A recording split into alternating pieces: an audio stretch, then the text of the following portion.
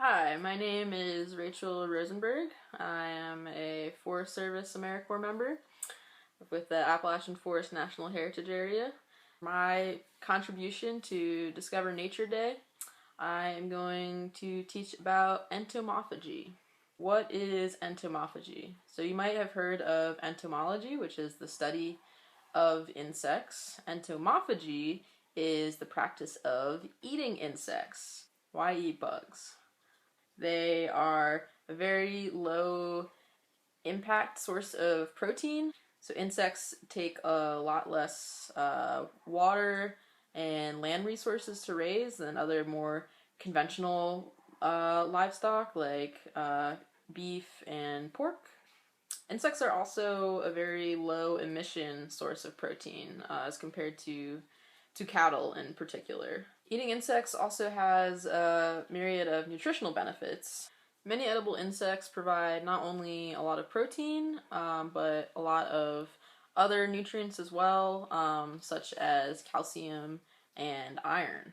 Here in the United States and in Europe, we don't really eat too many bugs, at least not that we know of or intentionally. In most parts of the world, it is very common. In this video, I'm going to show you a couple of different ways that you can catch grasshoppers, and then I'm going to show how you can then cook those grasshoppers and make them into grasshopper pie. So we're going to show a method of catching grasshoppers that involves dragging a big red fuzzy blanket across the meadow.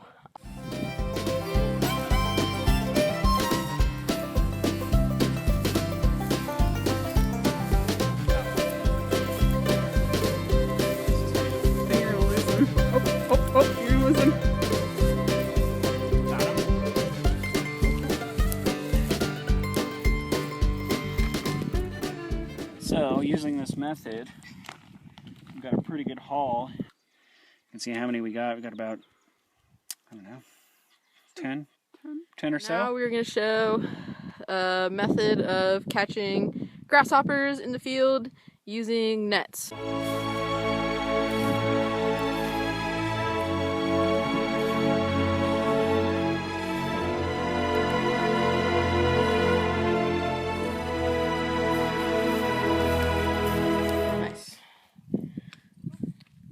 This is what we got. But now that I have them in this bag, I can take them back and put them in the freezer, and then take them out when we are ready to cook them. So, yesterday we got our grasshoppers and put them in the freezer, so they're all dead. There's all kinds of recipes out there for grasshoppers and crickets, but we are going to make grasshopper flour. I have the oven preheated to 200. Just put these guys on a baking sheet with some parchment paper and put them in there for 2 hours. Depending on how many you have, it might take more or less time, but just check them. You want them to be dried out but not burnt.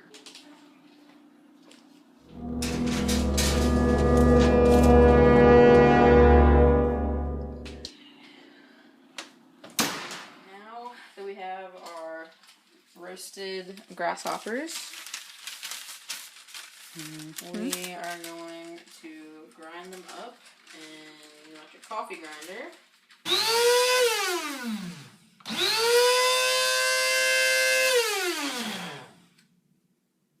Alright. So yeah, that looks pretty good. So the first step for our grasshopper pie is to make the crust. I have here about 20 Oreos that I just crushed up in a bag, and these are the mint kind, so give it an extra mintiness. And then we're gonna add our grasshopper flour that we made yesterday. And we're gonna mix that up. The other part of our crust is just melted butter. So we did a 1/4 cup, which is like a half a stick.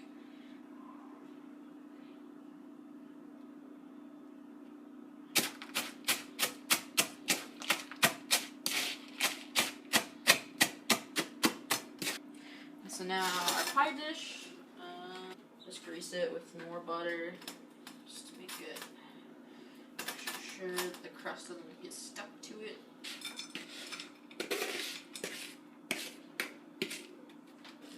Press it down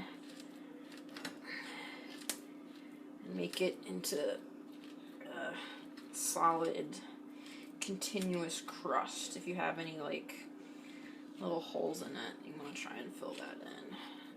If we had a little bit more, I might do like around the sides a bit too, but this will be good. I'm gonna put this in the freezer.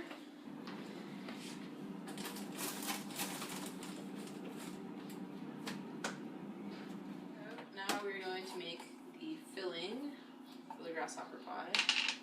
So I'm going to take a jar of marshmallow fluff and scoop it all out of the jar.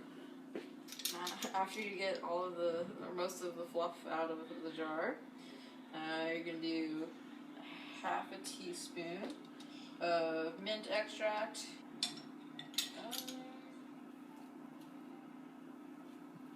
You're going to take a cup and a half of heavy whipping cream and put it in a big mixing bowl.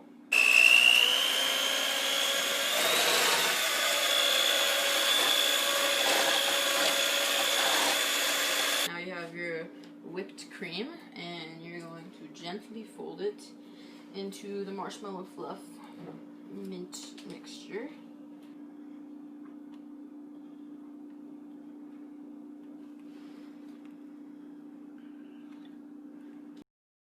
And so that it looks minty, I'm going to add a little bit of coloring.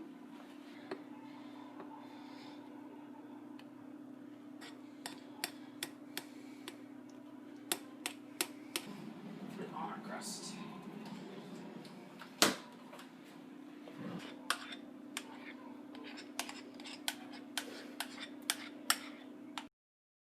Top it with some chocolate chips. Then put it back in the freezer.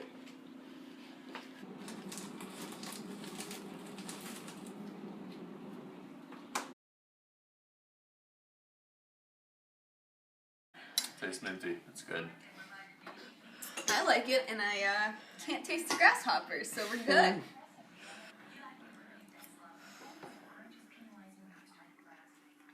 You don't even taste the shells. If you didn't tell me it had grasshopper, I would never know.